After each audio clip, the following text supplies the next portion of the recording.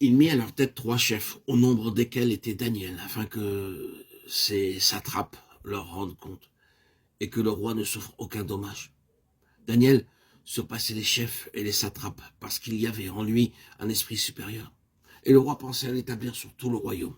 Daniel 6, 2 et 3. Dans les 6 premiers chapitres de Daniel, nous voyons comment Dieu fit passer ses serviteurs à travers un long temps de préparation qui dura environ 43 années. Bien qu'il les ait utilisés de façon puissante dès le premier chapitre, en fait, il les préparait pour un ministère beaucoup plus grand que cela. Depuis le chapitre 7 et les suivants, nous voyons comment Dieu commença à révéler à Daniel des événements qui devaient arriver dans l'avenir. Les plans pour les siècles à venir furent dévoilés depuis la venue de Christ.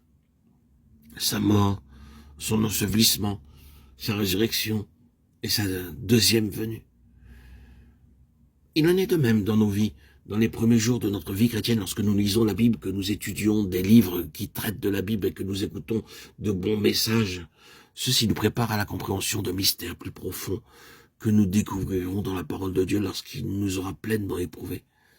Après des années d'études, nous nous exclamons « Oh, je ne comprenais pas ce verset avant. Cette portion me semble si nouvelle aujourd'hui. » Le Seigneur éprouvait aussi Daniel dans sa vie de prière.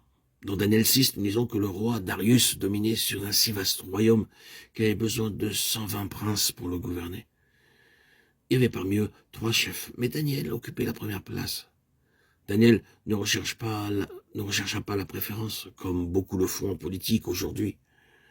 Il n'essayait pas d'utiliser l'influence d'amis ou de parents, pas plus qu'il n'utilisa les flatteries et les pots de vin. Cependant, un jour, il fut promu gouverneur en chef de tous les gouverneurs.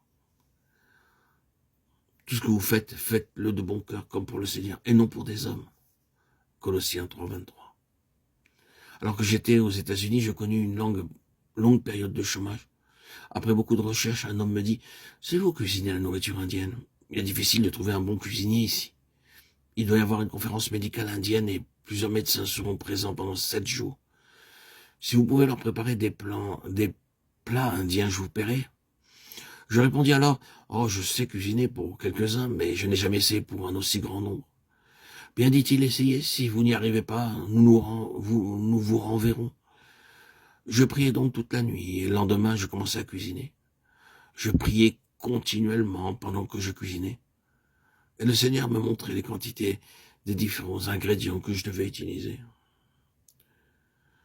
Après ce repas, une dame vint me voir à la cuisine. J'étais vêtu d'un long tablier blanc et d'une toque.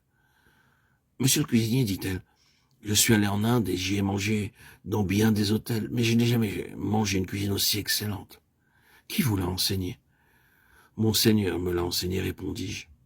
Je fus cuisinier pendant 10 mois, et chaque jour la nourriture était différente. Il me considérait comme un bon cuisinier, ne réalisant pas que je cuisinais uniquement par la sagesse de Dieu, lequel me dirigeait en réponse à la prière. Ce que je veux dire, c'est que Dieu nous accorde la sagesse même pour nos tâches quotidiennes. C'est le même principe divin. En apprenant à prier pour chaque chose par la foi, nous pouvons expérimenter la même conduite que Daniel et ses 3 amis.